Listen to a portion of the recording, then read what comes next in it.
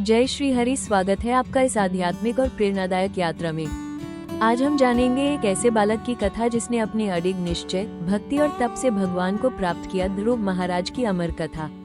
ये कहानी हमें सिखाती है कि सच्ची लगन और अडिग भक्ति से भगवान स्वयं प्रकट हो जाते हैं, चाहे भक्त छोटा बच्चा ही क्यों न हो। दोस्तों, वीडियो को अंत तक जरूर देखना। तो चलिए भाव विभोर कर देने वाली इस दिव्य कथा की ओर बढ़ते हैं।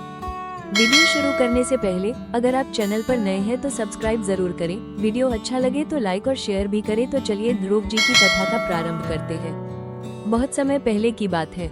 एक राजा थे, उत्तानपाद। उनके दो रानियां थी, सुनीति और सुरुचि। सुनीति बड़ी रानी थी और उनके पुत्र का नाम था ध्रुव। दूसरी रानी सुरुचि से राजा अत्यधिक प्रेम करते थे और उसका पुत्र था उत्तम। राजा का मन सुरुचि में अधिक रमता था, जिससे सुनीति और ध्रुव की उपेक्षा होती थी। ध्रुव बालक होने के बावजूद समझदार और आत्मसम्मान से परिपूर्ण थे। एक दिन ध्रुव ने देखा कि उनका सौतेला भाई उत्तम राजा की गोद में बैठा है। उन्होंने भी प्रेम से पिता की गोद में बैठने की इच्छा जताई, लेकिन तभी उनकी सौतेली माँ सुरुचि ने उन्हें रोक दिया। सुरुचि ने अपमानजनक स्वर में कहा, तुम राजा की गोद में नहीं बैठ सकते। अगर तुम्हें सिंहासन चाहिए तो अगले जन्म में मेरी कोख से जन्म लेना होगा। ये सुनकर ध्रुव को बहुत पीड़ा हुई। वे रोते हुए अपनी माँ सुनीति के पास आए। प्रिय भक्तों, आपने अभी तक मेरा चैनल सब्सक्राइब करें और बेल आइकन के बटन को दबाना मत भूलना। जब माता सुनीति की सलाह से कैसे बदला ध्रुव जी का भाव। माता सुनीति ने धैर्य पूर्वक उन्हें समझाया, बेटा मैं तुझे न्याय नहीं दिला सकती, लेकिन भगवान विष्णु सभी का न्याय करते हैं। यदि तू भगवान की शरण में जाए तो वही तुझे वो स्थान देंगे जो कोई नहीं दे सकता। ध्रुव जी की आत्मा में ये बात गहराई से उतर गई। 5 वर्ष का वो बालक माता से आशीर्वाद लेकर वन की ओर चल पड़ा, भगवान को पाने के लिए। आओ जाने ध्रुव जी का कठोर तप कैसे किया। वन में उन्हें नारद मुनि मिले।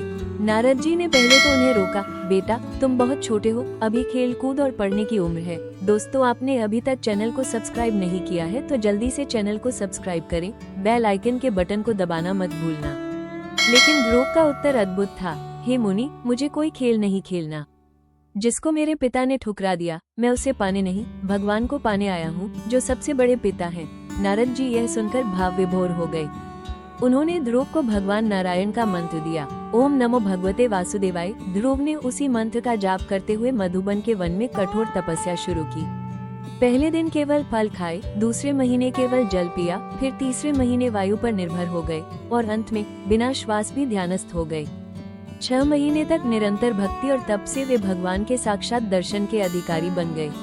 दोस्तों, आपने अभी तक चैनल को सब्सक्राइब नहीं किया है तो जल्दी से चैनल को सब्सक्राइब करें। इस कहानी का ज्यादा से ज्यादा शेयर करें और बेल आइकन के बटन को दबाना मत भूलना। जब भगवान विष्णु का प्रकट हुए, ध्रुव के तप से तीनों लोक हिल गए।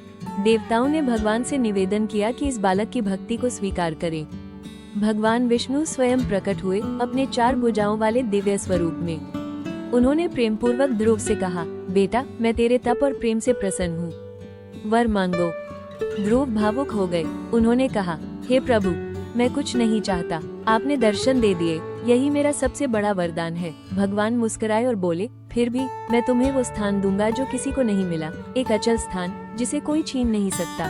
भगवान ने उन्हें ध्रुव लोक प्रदान किया, जो सभी लोकों से ऊंचा और स्थिर है, जिसे आज भी हम ध्रुव तारा के रूप में जानते हैं। जब ध्रुव की वापसी और राज्याभिषेक हुआ, ध्रुव जब वन से लौटे तो उनका तेज दिव्य हो चुका था। राजा उत्तानपाद को भी अपने अपराध का बोध हुआ। उन्होंने ध्रुव को गले से लगाया और राज्य का उत्तराधिकारी घोषित किया। ध्रुव ने वर्षों तक धर्मपूर्वक राज्य किया और अंत में अपने लोक को प्राप्त होकर ध्रुव तारा के रूप में अमर हो गए। कथा का भावार्थ। ये कथा हमें सिखाती है कि उम्र नहीं, भक्ति का भाव मायने रखता है। संसार भले अपमान करे, लेकिन ईश्वर सब देखता है। दृढ़ निश्चय, सच्ची भक्ति और गुरु मार्गदर्शन से हर लक्ष्य प्राप्त किया जा सकता है। भगवान कभी अपने सच्चे भक्त को निराश नहीं करते।